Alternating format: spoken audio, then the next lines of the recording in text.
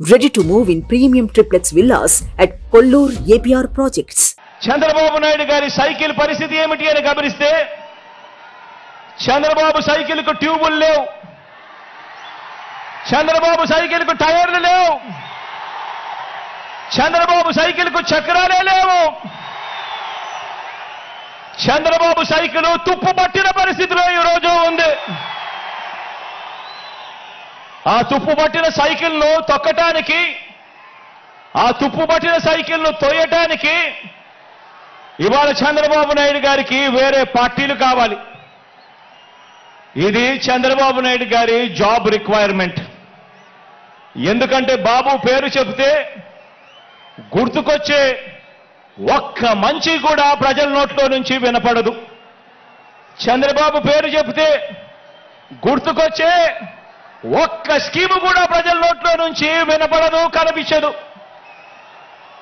అందుకే పొత్తుల్లో భాగంగా ముందుగా ఒక ప్యాకేజీ ఇచ్చి ఒక దత్తపుత్రుని తెచ్చుకున్నాడు ఈ పెద్ద మనిషి చంద్రబాబు నాయుడు. దత్తపుత్రుని ఎందుకు తెచ్చుకున్నాడంటే ఈ ప్యాకేజీ స్టార్ అయితే సైకిల్ సీటు తనకు కావాలని అడగడు, తన వారికి సీట్లు ఇవ్వకపోయినా కూడా ఈ పెద్ద మనిషి ఈ దత్తపుత్రుడు అడగనే అడగడు. ఎందుకు ఇన్ని తక్కువ సీట్లు నాకు ఇస్తున్నావు అని చెప్పి అంతకన్నా క్వశ్చనే చెయ్యడు. కావాలంటే తాను తాగుతా ఉన్న టీ గ్లాస్ కూడా బాబుకే ఇచ్చేస్తాడు. చంద్రబాబు సిట్ అంటే కూర్చుంటాడు, చంద్రబాబు స్టాండ్ అంటే నిలబడతాడు.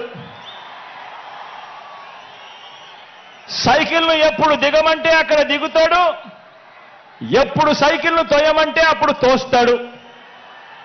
పొత్తుల్లో ఉండమంటే పొత్తుల్లో ఉంటాడు, విభేదించినట్టు డ్రామాలు ఆడమంటే రక్తి కంటిచ్చే డ్రామా కూడా ఆడుతాడు.